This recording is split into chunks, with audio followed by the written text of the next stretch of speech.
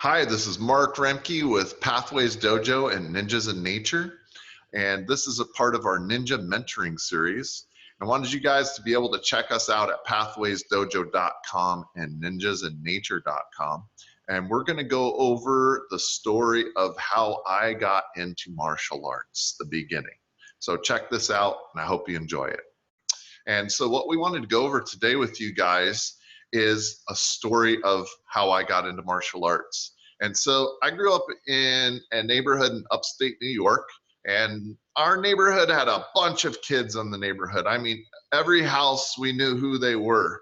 But I was kind of one of the younger kids in that neighborhood, and there was a bunch of older ones, and they'd like put together flag football games, or they were supposed to be flag football, but you'd end up getting pushed into the pavement and bushes and all that stuff. And I got into a bunch of little scraps with people here and there, and I just wasn't holding my own, and I was getting tired of it. So I was about 7 years old, and I was like, I want to do martial arts, because I'd seen like a movie at a friend's house of Bruce Lee, and I was like, oh man, I don't know what that is, but I want to do that. And so he was smaller than the guys on the movie, and he was like handling them, and I was like, that's pretty cool. So I went to my parents and I was like, hey, I want to do martial arts. And my parents were kind of not into it at first. They were just like, oh, do sports or whatever. It just didn't like fit for them with their religious beliefs a little bit. And so what I ended up doing was going to a martial arts school down the street, and I talked to the head instructor there, and he said to me, well, it's like, I think at the time it was $19 a month. And I was like, oh man, that's a lot of money. I don't have $19 when you're 7, you don't have that much.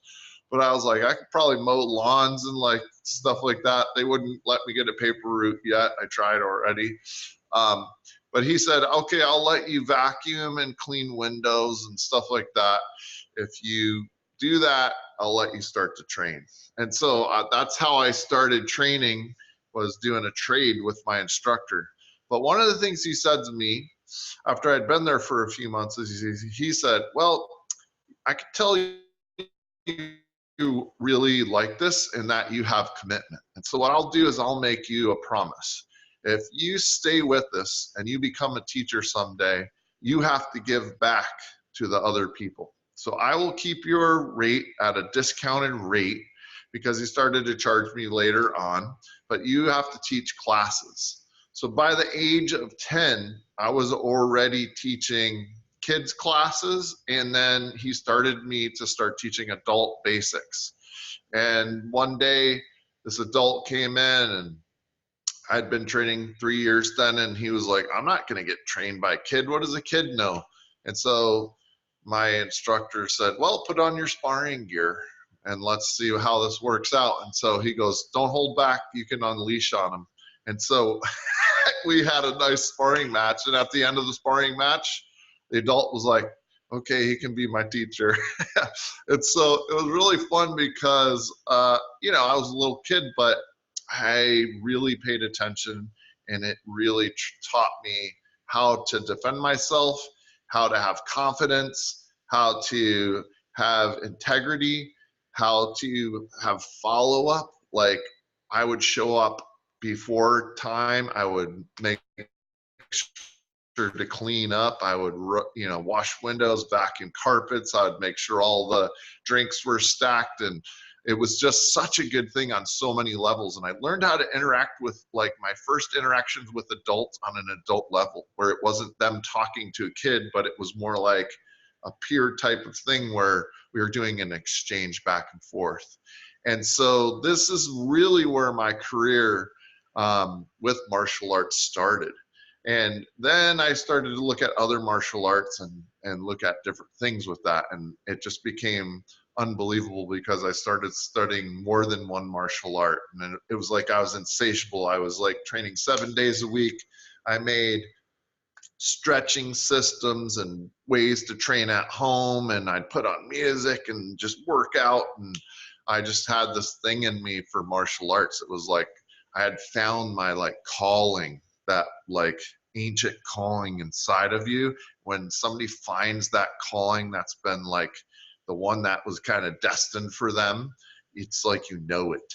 And like I loved to run and do other things, but I was never really good at ball sports and stuff. For some reason, they didn't click for me. But martial arts, it was like I was on fire and just completely became awake. And so that is kind of like how I started to get into martial arts and my journey that began with this. And it's just been an incredible journey so far, and all of the different ways that I got to get into different things, and how I found other martial arts, and how I was like, oh, I didn't even know there's martial arts that use ancient weapons, and there's martial arts that teach this and that, and it just became so much fun and so good. So this explains a little bit about my beginning in martial arts and kind of how I started to go into it. But we're going to do another episode. On episode 2, I'll teach you how I started to find ninjutsu, and how I found the ninja, and how that training began, and how I was introduced to the Grand Master Hatsumi, and then kind of how we started to tie this into outdoor activities, and how we got into friction fires and debris shelters and all knife throwing, archery, and all these other things. So stay tuned for episode number 2. You'll have a little fun with this one, because the ninja story was really a fun one, and I got to have some amazing mentors along that way. So this is Mark Remke with Ninjas in Nature and Pathways Dojo. This is our dojo mentoring series, and I hope you guys enjoyed it.